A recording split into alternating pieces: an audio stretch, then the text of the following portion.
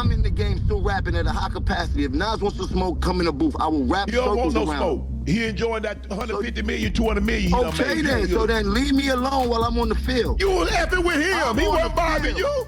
They don't really know who Nas is. If he's 22, he's born in 03. Not all of them, some of them though. Jim Jones was never better than Nas. Jim Jones will never be better than Nas. And this is coming from somebody that's not a Nas fan. I love Dipset.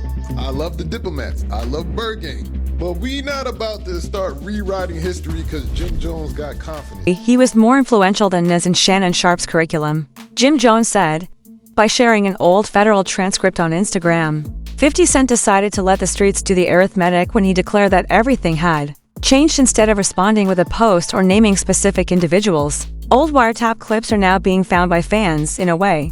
50 serves as a reminder to the industry of who is truly above the law and the reasons why some people have eluded punishment. Jim reappears, discussing diss tracks and yelling back as though he were getting ready for battle in Rikers at the gym. Jim might have begun this to make a point, but now he may have begun something much more profound than songs. The fact that Jim Jones's mention of Nas always has a noticeable effect is due to the fact that their history dates back to 2002 when Nas called Cameron S. record whack without providing an explanation. Was enough to put Dipset into full attack mode. Their dispute, nevertheless, did not begin yesterday when Jim Jones jumped in headfirst. Mayhem broke out. He believed that Dipset was ridiculing Jim on mixed opas, so he threatened to slap the Kofi off Nas. Although he maintained the same degree of intensity in songs like We Fly High and It's More Than Music, there is a catch. Jim has always liked Nas and never had anything bad to say about him. I never got to, did I ever got to see Nas? I never got to sit down and have a conversation with Nas and things like that. I had called you about it and things like that. That was like still one of the people that I never got to have a conversation throughout my history of rap and things like that. I think I would love to have a conversation with Nas. I wouldn't know if he knows it, but Nas was one of my all-time favorite rappers coming up and things like that. I've heard you say that. Since the barbecue and things like that. Like he really put the whole dope boy rap, crack hustler, get fresh rap into perspective before anybody. The admiration quickly changed to hostility, though, when Fat Joe sought to stir things up. After Jim appeared on his podcast with Jadakiss, I recently saw a clip on Instagram where a young kid was comparing you to Nas and saying that you got That's my young boy. big hits. Wow. Yo, he looked to you. He learned how to wear the BB Simon belt from you. He got his swag. Like, how crazy is that? Because in my era, you know what I'm saying? Nas is like a god. In my era. Jim was eager to go into greater detail on the subject, but he wasn't finished yet and it might have been left off the chronology. Nas. But remember, Nas' first record, The Barbecue, came out when I was in 11th grade. Yes. So Nas was my idol when I was young. Like you did, came to dressing, the wordplay, the music, everything. I was a superior Nas fan. Period. I'd never take that away from him. But then as I got in the game, you gotta realize that your rivals would be idols, and not to take anything away from that, I developed my own style and my own lane that these kids start to gravitate towards the same way I gravitated towards Nas when I was younger and things like that. It's a whole different generation. Then, without warning, he derided one of the most impetuous takes in modern hip-hop history. Came into light and started going crazy that these kids love me. They don't really know who Nas is. If he's 22, he's born in 03.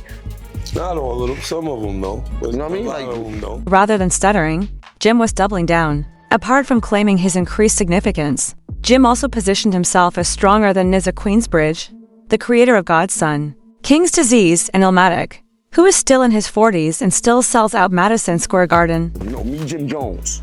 No diplomats, no nobody else. Me, Jim Jones. Check my track record, then check everybody else's track record. Then go to the billboards and check all my entries, then check all them entries. And I'm not taking nothing away from nobody, but I hear the comparisons and then be trying to act funny when it comes. No, I've been spanking a lot of this about the industry. I've been putting on. Even before the podcast, dust had cleared. That interview not only sparked controversy, but it also totally turned everything upside down and ignited the issue. When Shannon Sharpe saw Jim Jones on his Nightcap, he was prepared to go all out. Although he went on the show with Shannon and Chad Usinko Johnson to defend the remarks, he instead fanned the flames. He began by declaring that Shannon would not tolerate him any longer. Can I ask you a question, Jim? Mm-hmm. You smoke, right? Yeah. Were you smoking when you said you better than Nas? I might have been a little bit. His next statement, nevertheless, caused a number of viewers to interrupt the broadcast. I'm way more influential than Nas, and I don't care what nobody say. I know I made a little boo-boo when we talk about the sales and all this type of. I don't feel like getting into that rhetoric about where I started and where he started. Well, you said that but listen, Nas was nice when I was in high school. When I was in 10th grade, Nas came out. Nas was dope. We appreciated him. He had a little bit of run. Just when you think Jim is done comparing, resumes, he throws in another winning point. He began by recalling the old feud between Dipset and Nez in the early 2000s, during which he claimed to be a better Nez fan despite being able to defeat Nez in Impact. By mentioning Nez's influence on fashion and calling him one of the most stylish people ever, he began to sidestep the topic. But he kept returning to the same conclusion: Nez doesn't have the same influence on the streets as he has. But Nas always came up second to Jay and DMX and all these other people. Like, Ain't no shame in that. There's a lot of them folks came up second to Tom Brady. He never had that type of influence on us, except for his first album. I already told you, I used to want to dress like Nas because he had a lot of fresh clothes that the hustlers used to wear, and we used to see him on TV. He had one of the illest albums of all time. And then in high school when he had the barbecue and shit like that. So I'm a real fan of Nas, but he kind of lost me after the movie Belly and shit like that. Shannon wasn't having it. Bro, you been at this thing, but lyrically, I'm gonna keep it a stack with you. Yeah, Y'all but look how you dress. Look how you dress. You don't even be in the same places I be in. I can be in the church house. You can't emphasize lyrics. I don't know who told you that. Now look, I know you on that good stuff, but you're not seeing Nas. Jim began making fun of Shannon's attire since he was so furious at the same time. You got a bunch of 40 and 50-year-olds in their panties because I said I'm better than Nas. It don't matter. Look at you. Look at you. Ain't nobody from Dipset gonna take you over Nas. And nobody from the Diplomats but you. Hold on, Jim. Hold on. That shirt too tight. Hold on. That shirt too tight. You want to go back to I really mean it? I really mean it started. We could go back to the history, bro. But you didn't even do say that. bro. I was now watching Jim and Shannon fight. I'm still playing at a high level. You check my record, I'm still playing at a high level. I'm rapping at a high level. You better check my stats, bro. I will run circles around Nas rapping right. I will run circles around Nas rapping right now. Right now, I will run Saturn around Nas right now rapping. Uncorrupted as Jim exposed that Shannon was merely exploiting him for views. This is the biggest podcast you ever been on. Hold on. We off topic. Hold on. No. Name a podcast you've been on bigger than this one. When you get big, you get invited to Club Shay Shay. This is what I do. Nas get invited to Club Shay Shay. However, as soon as Jim informed Shannon Sharpe that he was better than Nas, he instantly reversed his position from podcast host to opponent. In fact, Shannon was willing to take Jim to the gym if he wanted to. Shannon pushed his body as well as his bars. You gotta start buying baggy your clothes, big fella. You too big, man. You talk about you in the gym. Now you want to get me? You want me to see me in the gym? Oh, we can do that. You like to talk that ish. Now come see me in the gym. We talking about working out. What we talking about? Working out or strength? What you talking about? Working out or strength? Work however you want to do it. We talking about since you got money. And we talking about put your money where your mouth feels. So you talking about working out? I burn you. You talking about working out? I burn you. You talking about working out or strength? Because you probably can lift a lot more than me. Whatever. You're bigger than me. You're probably stronger than me. But if you talk about working out, I burn you. This ain't what you do. This ain't what you want. You are doing good when you talk about Nas and Jada. You don't want to see this. He made an effort to utilize the conversation as a chance to brag in the gym and challenge Shannon to a workout war, showcasing his continued relevance and supremacy in a new field, rather than directly answering 50. 50 had already moved behind the scenes while Jim was still focused on gym tricks, but that distinctive label was still looming huge in the backdrop.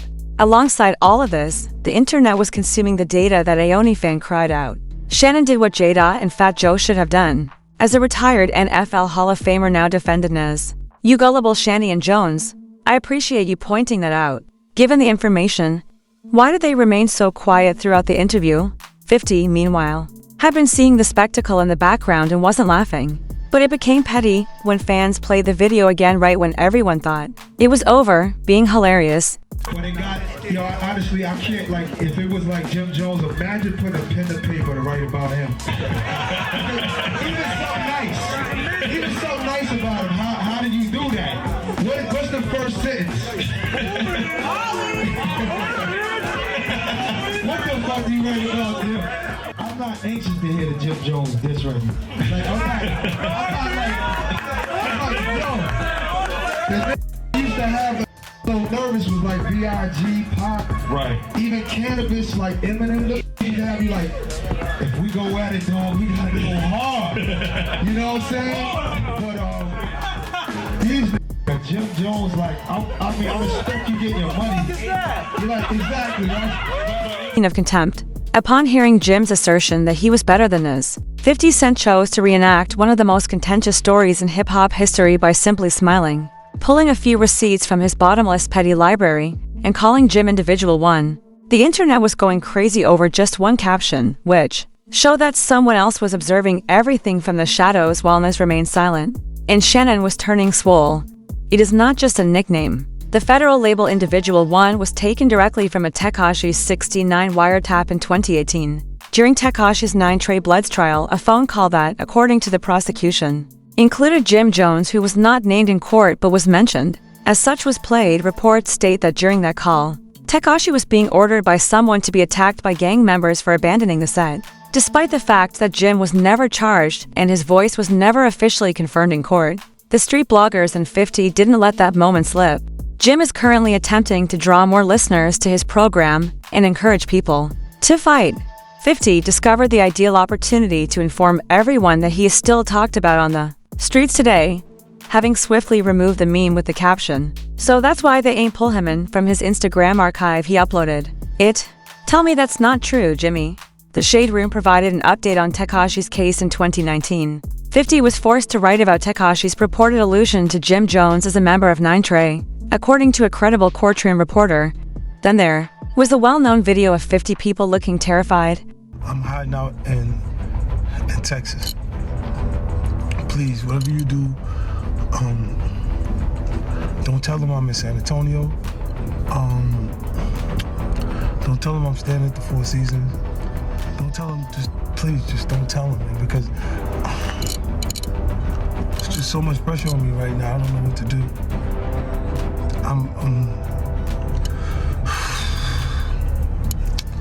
His words were, "I'm afraid for my life, I mean, Jimmy is gang." While the internet laughed, Jimmy twitched. However, after years of animosity, this event-witness provided 50 with the ideal pretext to resume dragging Jim around, which is where things go wrong. At a 2007 G-Unit event, 50 Cent brought Jim Jones and Juelz Santana on stage as Dipset was experiencing internal issues. Cameron grew upset when he perceived this as blatant disrespect. A wiretapped phone call that prosecutors played during Tekashi 69's federal prosecution in 2019 named Jim Jones as an individual, particularly since the group was already disbanding behind the scenes. Even though Jim was never indicted, the term was upheld and there were widespread accusations of snitching on the internet. A total of 50 posts were made and Jim remained silent for a minute. Dipset melancholy flooded the caption of the old Bird Gang photo he posted. "Why do you keep lying? I'm going back to male Matrix to sleep until it's someone tell Shannon Sharpe. Don't start ducking this challenge now." Backwards Free Jim added another Jim Flex photo as a caption. "Are you going to talk like a podcaster? Or will you behave us? If you live by your principles, mostly because my shoes are knotted up. Considering that you already publicly challenged me, you might as well finish the task, champ." It was a jab that said 50 was making this up and living in a fantasy world. When he mentioned his close friend who was doing more than 11 years in prison on racketeering charges in Male Matrix, Uchinko responded, "I don't want to do it in, too." This, 50 trolled from the sidelines while Jim was getting ready to go to fight. Furthermore, Jim wrote on social media, "If you're 40 years of age or older and arguing with me over Nas, you've already lost. I get more streams every time you guys go viral because you fell for it. I'm going to give you older artists a marketing lesson. You're annoyed by the situation as it stands, stuck in the past." And then it was all expressed in the caption, "P.S. I'll pay attention to any artist from my time period. Since this game isn't free, anyone entering the booth needs to have cash. Every day we work in the field, whether you like it or not." Nas remained mute while Jim continued to challenge, bait, and assert his greater influence, which is absurd, even though Jim is being criticized by fans, and S's entrance into the game would be more of a poetic choice than a simple jab. Yeah, Jimmy boy, you should have never brought this up. Y'all are only 3 years apart, and Nas is just like murdering you. You asked us to look up the stats, and here they are. Like Jim Jones, like you got a couple songs. I mean, like literally it's a couple. But we're talking about Nas.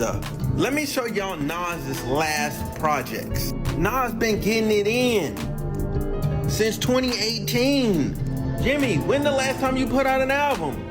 Oh, would you look at that? You have been dropping music. You've really been dropping music. But nobody's heard it. Nobody's listening, bro.